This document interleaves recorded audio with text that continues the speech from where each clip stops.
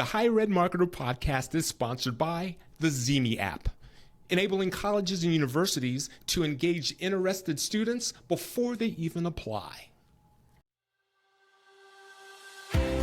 You're listening to The Higher Ed Marketer, a podcast geared towards marketing professionals in higher education.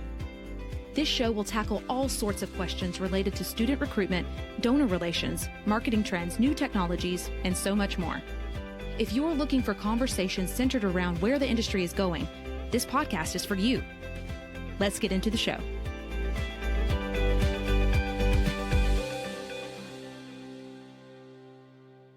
Today on the Higher Ed Marketer podcast, Bart and I speak with Dr. Michael Horowitz of the TCS education system about increasing outcomes for higher ed leaders through formal and courageous collaboration. And I love the conversation that we had with Dr. Horowitz. He is an expert on how to use benchmarking and also how to market to adult learners. And I believe he shares a lot of best cases for our listeners to do the same at their institutions. That's right, Troy. I think that there's a lot of really good information in this episode. Dr. Horowitz kind of spent some time at the beginning talking a little bit about TCS and how they do the radical collaboration with among different schools and how they set that up as part of their organization. But I think it is really kind of critical when we get to the point, maybe about 5-10 minutes into the interview, we start talking about adult learning and really some specifics on the expertise that Dr. Horowitz brings with his experience with adult learning and how to market to them and how TCS does a lot of that marketing as well. I think it's really important to listen to that and really understand a little bit about how that radical collaboration can play out even at your own school. He is a great leader, an interesting conversationalist, and here's our conversation with Dr. Michael Horowitz. Dr. Horowitz, before we get into our conversation about the TCS education system, I'd like to ask you, is there anything that you've learned recently that's interesting or new that you can share? Well, that's a great question, Troy. Interestingly enough, I learned this morning in the higher ed press that 2 universities announced that they were going to try to form a nonprofit education system. And we had a mention in the article, and I'm excited to see that people are recognizing the power of the model and understanding it. A few years ago when we were talking to the leadership of WASC, our major accreditor, they asked me if we could have 100 colleges within TCS. And I said, I don't know that is our goal or should be, but I'd like to see 100 systems like ours take hold. And so that was a fun way to start off today to read about that.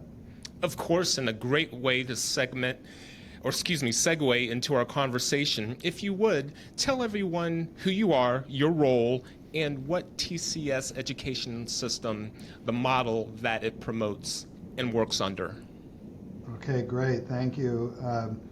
So I'm Michael Horowitz, PhD. I have a doctorate in clinical psychology and trained to be a psychologist and a psychoanalyst. I got very interested along the way in the promise of psychology as an independent profession and became very active and spent many years in schools of professional psychology in different roles, faculty, administrator, eventually president of the Chicago School of Professional Psychology.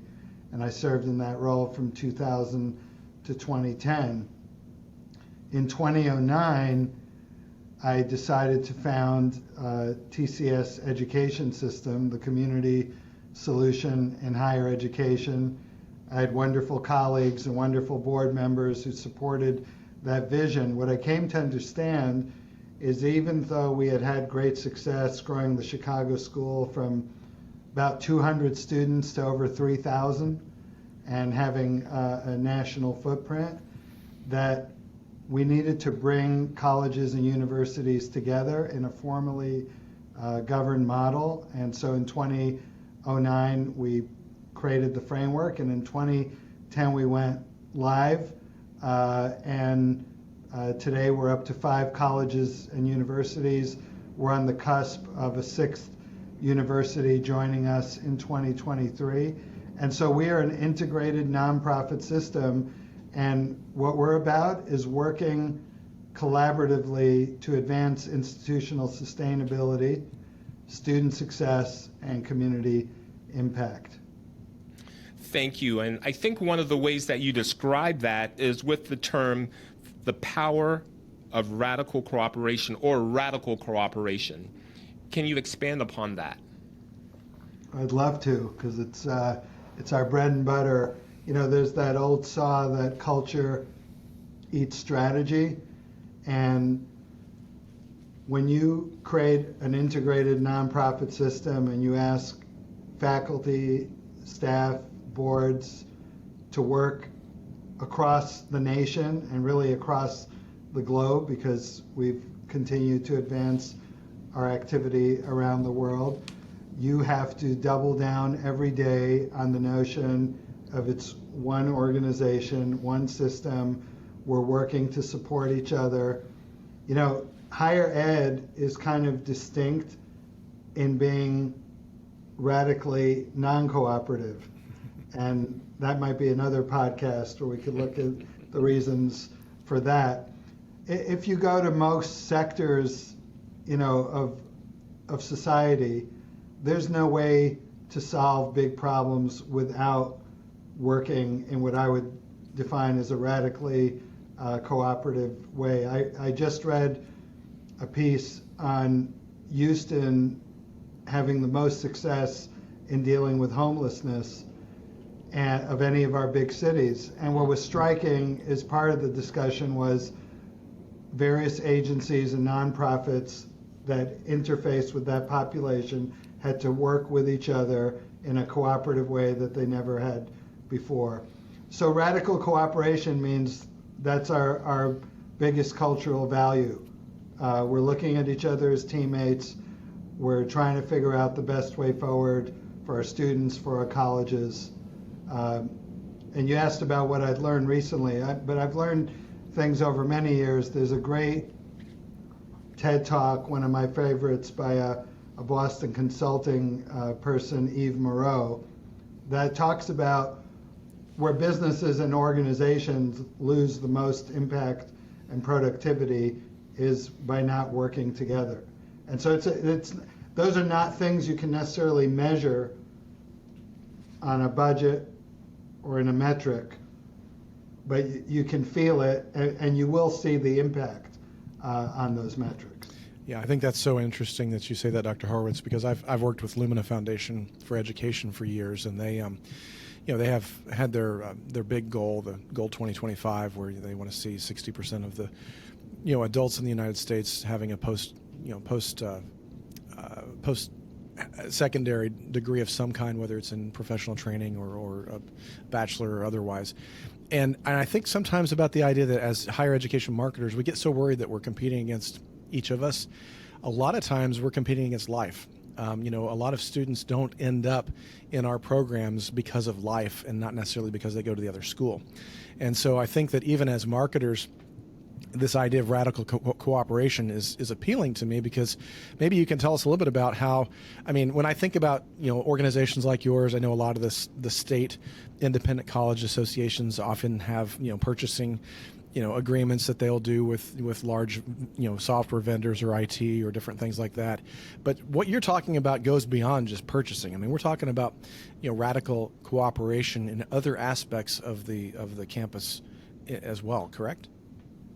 Absolutely. So I'm glad you brought up that experience of state associations. In my 10 years as president of the Chicago School, I went to the Illinois version, and there were always great aspirations to do things together.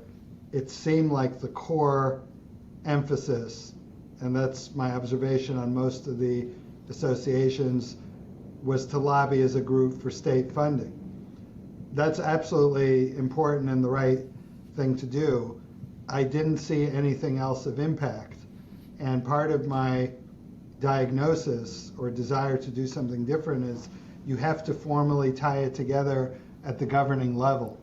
If you don't have buy-in from the boards of trustees and the leadership, the rest of it's not going to work. There are too many competing factors. And so I started TCS from an academic premise that bringing colleges with passion for their programs, their communities together, there was absolutely every expectation will be better as a group. And you're absolutely right that you should be able, and we do, buy at better cost or better quality or both by being as a group. And that's one small part of it. But really the biggest part you have to get right up front is how's everybody at every level going to commit to this being a united effort. Yeah. Then the purchasing is almost the easiest. Like, well, of course, but again, here's where culture comes in. We don't necessarily strive to say we're going to save money. We'd rather create the biggest impact with our dollar. So often that means our colleges might be spending the same, but for something much higher level. Right. So if you're going to do that with technology, you have to have the agreement. We can debate the system, and then we're going to decide it's one system. Right. Because then that's where the breakdown happens, in my experience, when you don't have it tied up at the top level. So we're all in agreement. Let's look at different systems, let's have presentations, and then let's agree we're going to pick one so we can drive the best price, we can get the most expertise, and off we go. And sure, there are arguments to be made for system B, C, and D that we didn't choose, but you're going to get the high impact from that commitment to being a team. Right. And is it true too that the idea that even with I said earlier when I set up my question that we're often competing against life. I think though that in the nature of the way education is going, I mean, we've seen radical shifts in telephones and other industries, computer, and how there's somebody comes in with like the iPhone came in and it totally upended everything that we knew about a mobile phone. I think that we're on the cusp of something like that happening in higher ed.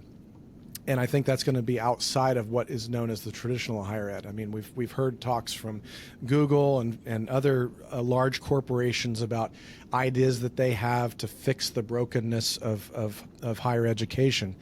And so I think in some ways, people are always going to need and always want to have traditional higher ed, the experience, the student experience, everything that there is in traditional higher ed. That's always going to be something that's going to be wanted. But my fear is that if we're not doing this radical cooperation and we're just kind of putting our head down in the sands and doing our own things, something big is going to come along and going to shift the entire playing field. Is that part of what you are talking about or thinking about with the TCS system as well?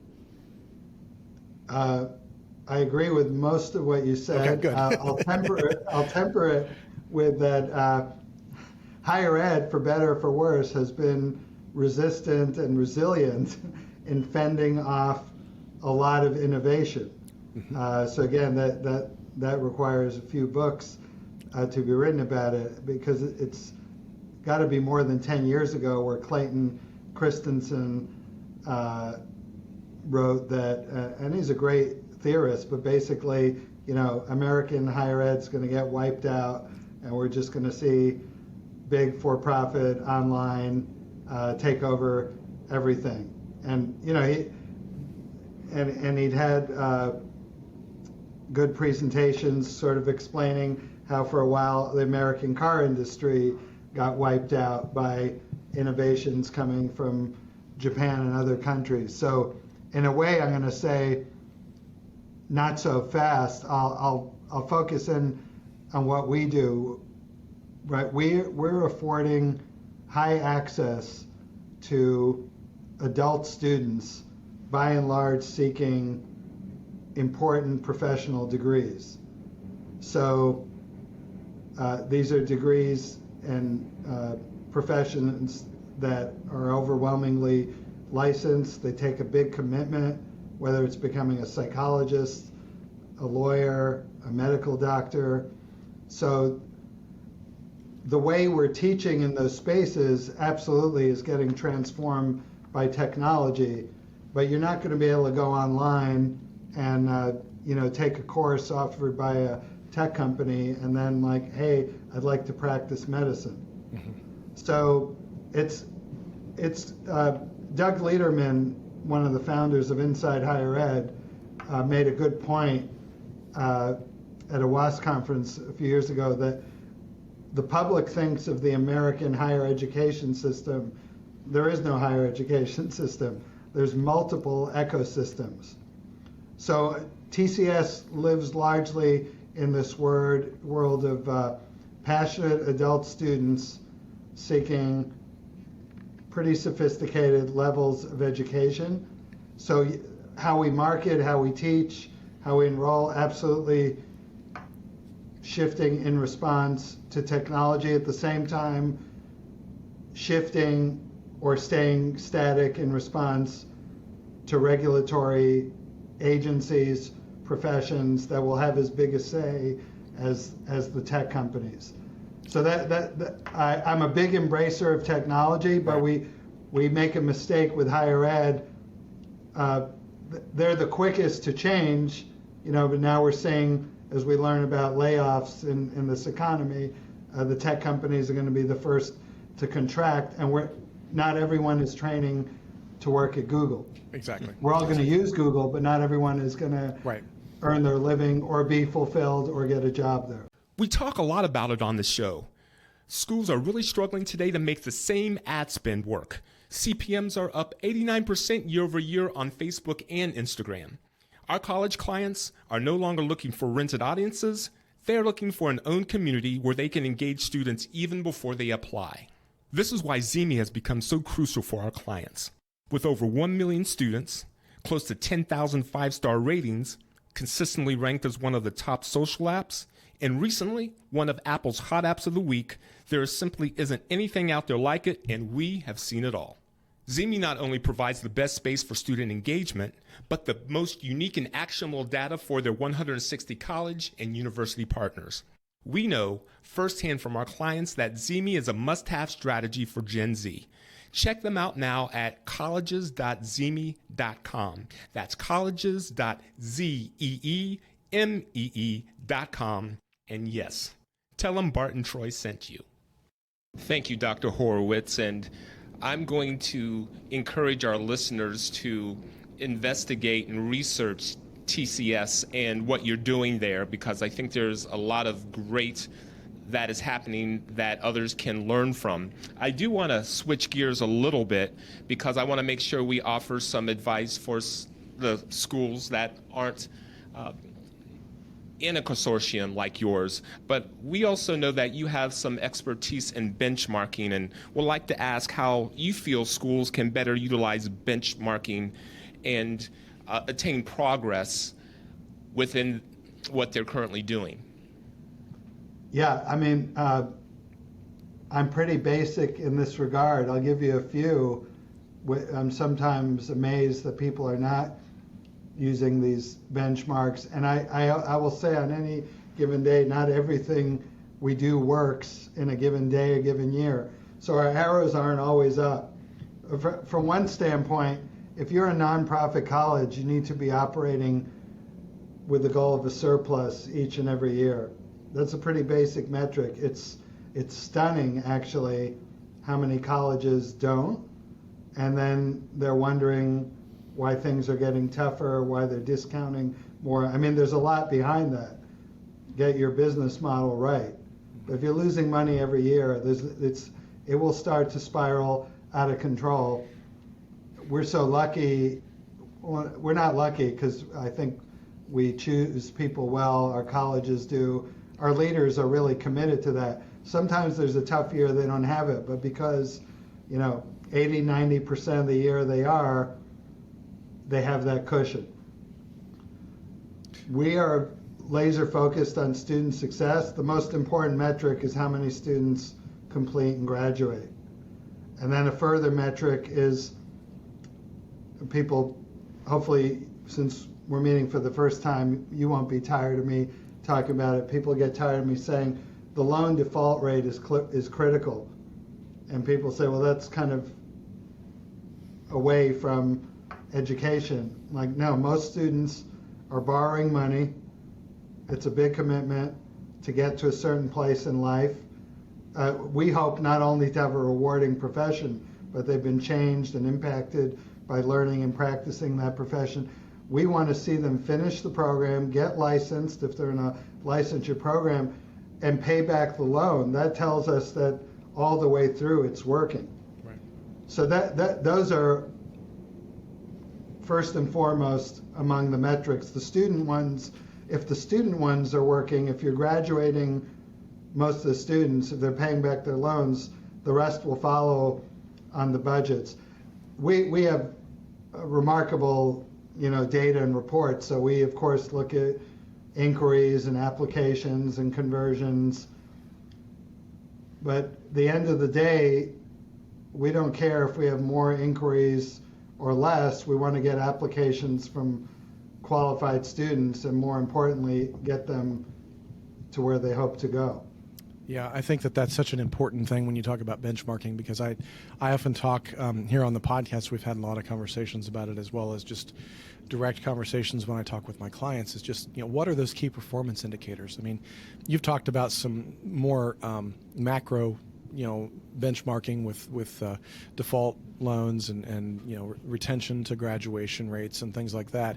But I think even when we get down into the marketing, when we're looking at, as you just kind of alluded to, those campaigns of what are our conversion rates, what are we looking at, and having the ability and the tools to be able to set up those key performance indicators, know the ones that we should be looking at and looking for.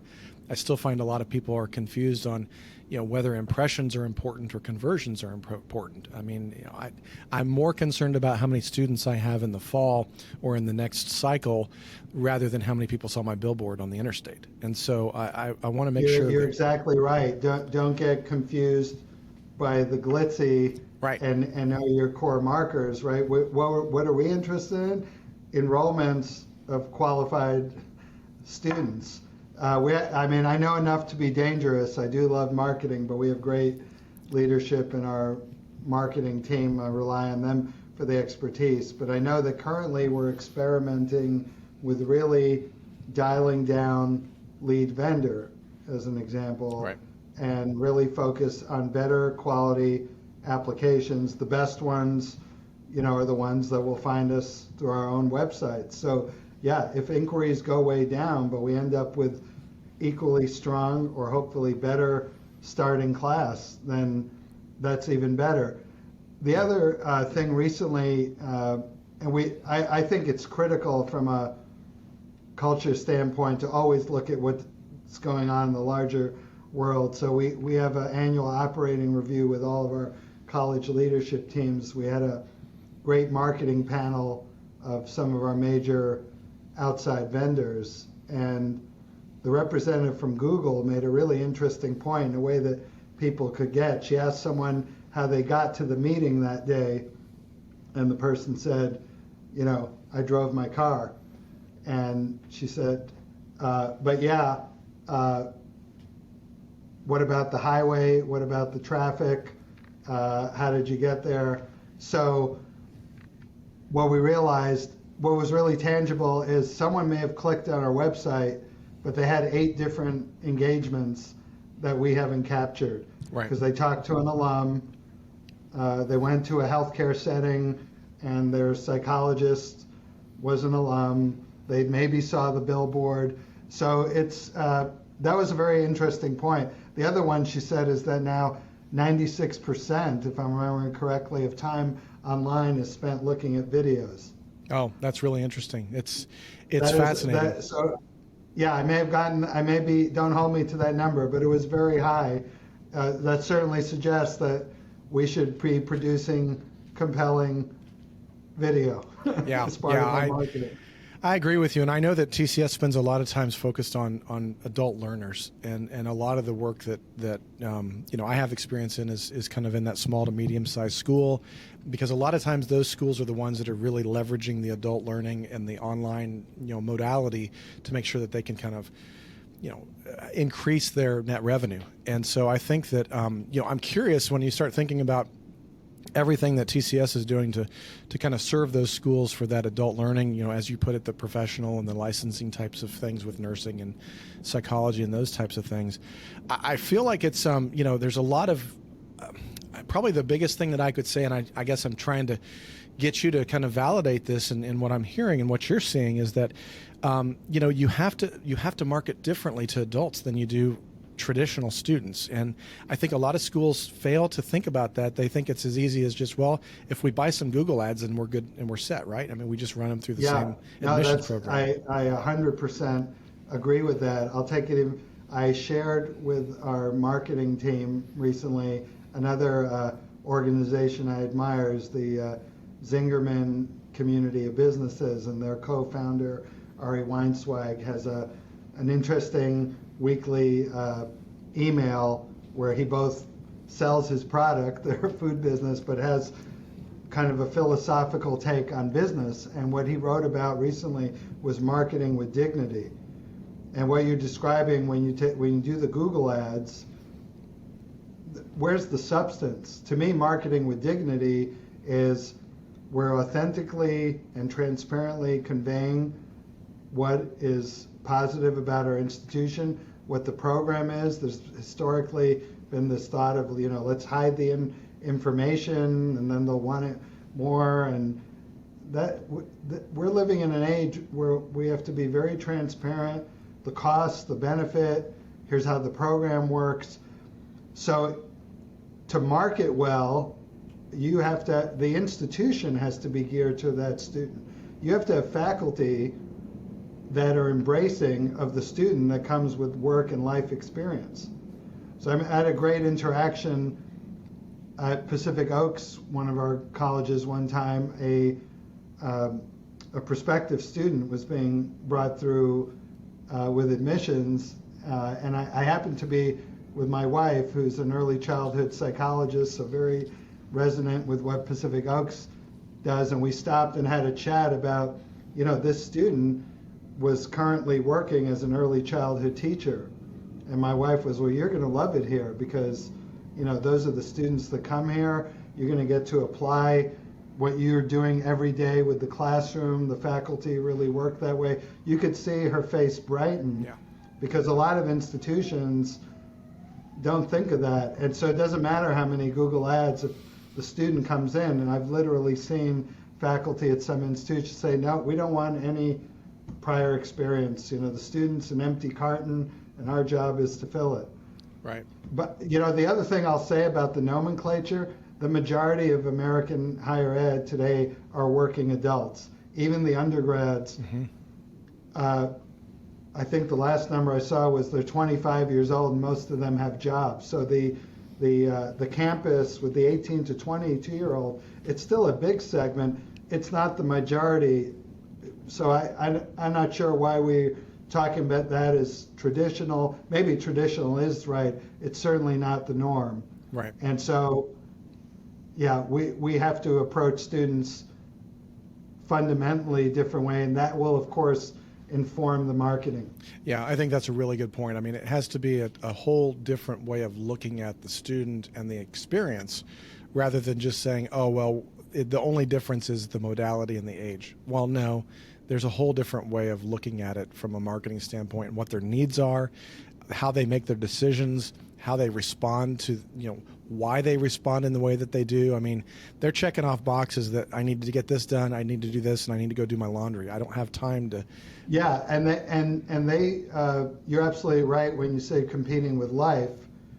And we're going to do a project with Google Analytics in the coming years, led by our chief academic officer and some of our other great leaders to try and understand, if we can, earlier in the journey.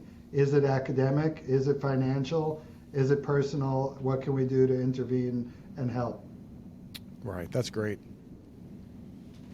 Dr. Horowitz, that's really fascinating when I think about how adult students are different. And I think that it goes back to, and you know, with your background in psychology and different things like that, there's a true psychology of marketing. Could you talk on that for just a moment? Because I think a lot of times as higher ed marketers, we tend to forget that. And even at some of the smaller faith-based schools, there's a tension that they feel like, well, I'm manipulating someone. Talk about that a little bit. Well, and that's why I absolutely believe in Ari Weinzweig's idea of marketing with dignity. I don't want to trick anyone to coming to our school. I want 100% knowledge and awareness, because the program won't be easy. It will be very rewarding. What does that mean? Personalized information at every touch point. So our marketing team, which produces incredible content, you know, they have both print and digital magazines as an example. Different students have different interests. Some want to know about the faculty, some want to know about the time to degree. So we have found a way to personalize it. And then, of course, we're finding the way we learn. I think we follow this all the way through. We have a fabulous instructional design team working with our faculty, because they're going to be, some students need more of, you know, printed instruction, and some are going to do better with videos. I think a core thing for us, going back to our name, the community solution, if you want to call it selling, and it has the benefit of being 100% true, we want to convey, come to our programs, you will have a sense of community. And the most thrilling thing is you see that when you go to our graduations. The alumni, the new alumni will talk about this. What got me through was this feeling there were people like me. The faculty and staff really supported me in the very difficult circumstance of being a parent, having a job, going to school. I always felt there was a community surrounding me for success. So it turns out you can actually market that. That's great. And that's I think, and I think when you talk about adult learners, but I would guess that's going to work. There's 18-year-olds are looking for a certain thing too. So you want to tailor to what, in that case, maybe parents. You're marketing to parents. We don't market as much to parents. It's an interesting, for some of our younger students, there may be an element of still parents are the consumer. But we want to talk to them about, we're going to envelop you in a learning and professional community that we know has a high chance to get you out on the other side. That's great. Thank you. We want to close our conversation with you, Dr. Horowitz, by asking you if there's a piece of advice that you would give other marketers that they could implement right away that comes from your TCS system. We've talked about this for years. Don't try to sell things that you don't have authentically in the education. So just because you saw a great ad, a great magazine, a great video from another institution, before you go and copy that, say, can I support this all the way through? Marketing is so important. It's how we tell the world about ourselves.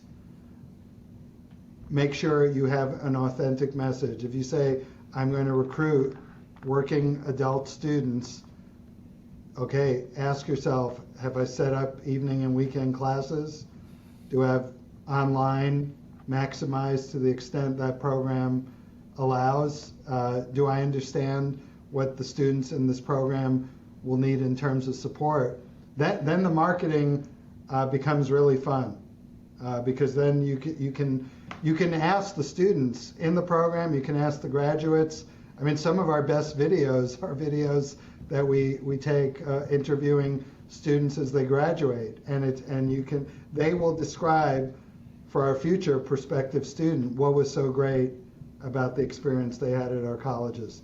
So I guess I'd say marketing, critically important, and connect it to everything else in the organization. Approach these key areas like finance, like marketing, like enrollment, academics in a cohesive way.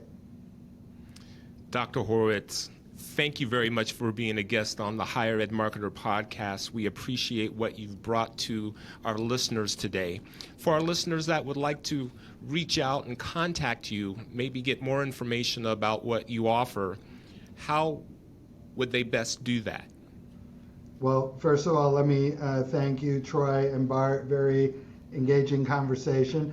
I would love it if people would come to our website, tcsedsystem.edu. It's going to tell you a lot about how we radically cooperate, and you'll be able to click through to each one of our colleges and their websites as well. And then I'd be happy if people would take a look on my LinkedIn at Dr. Michael Horowitz. I publish regularly in the Forbes Nonprofit Council, and I link the articles there on my LinkedIn, as well as podcasts and other content like this great discussion we've just had. Thank you. Bart, do you have any final thoughts?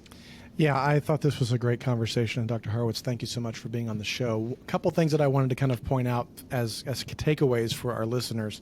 And if you need to go back and listen to part of this again, I would encourage you to do that. We talked a lot about radical collaboration. And I think that what Dr. Horowitz and the TCS system are doing is pretty phenomenal. And I think it's something that's going to need to continue to develop. I think he had kind of said at the beginning about the idea of being able to see more and more of those types of systems happening. But I would also challenge you just internally in your own college, in your own cabinet level.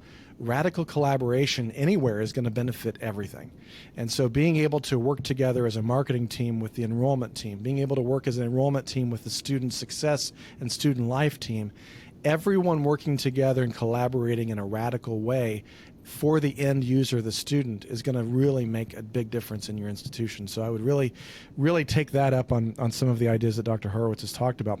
I would also really like to point out the fact that we talked a lot about the idea of unique and authentic messaging. And especially we talked a lot about the adult students and the idea that there's going to be different audiences, the idea of creating different personas and different marketing aspects to these audiences and being able to deliver your authentic message. I think to Dr. Horowitz's point, you need to really be authentic and define who you are as an institution. You're not going to attract every student out there, nor should you. You should attract the ones that are going to succeed the most at your institution. And being authentic and leading with that, I think that's going to be the key for you to really have some success in that.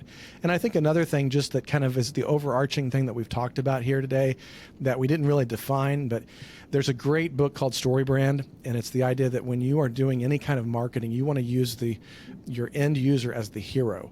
And your school then is the supporting. It's kind of like the Luke Skywalker and Yoda. Your student is the Luke Skywalker, and you're going to help them with their journey, and you're going to be the Yoda to come along. But when you are doing your marketing, it's not about you as the school. It's about the student and where they're going to be at the end of the day because of the experience that they had with you. And so we want to make sure that everything that we're doing from a marketing standpoint is radically collaborating with others on campus. We're delivering our unique and authentic story, and we're focused on the fact that the student is the hero. So thanks again, Dr. Horowitz. It's been a great pleasure to have you on the show. That was a great summary and something for me to learn with that reference. Thank you for a great conversation. The Higher Ed Marketer podcast is sponsored by Kaler Solutions, an education marketing and branding agency, and by Think Patented, a marketing execution company combining print, digital, and mailing for higher ed solutions. On behalf of Bart Kaler, I'm Troy Singer. Thank you for joining us. You've been listening to The Higher Ed Marketer. To ensure that you never miss an episode, subscribe to the show in your favorite podcast player. If you're listening with Apple Podcasts, we'd love for you to leave a quick rating of the show. Simply tap the number of stars you think the podcast deserves. Until next time.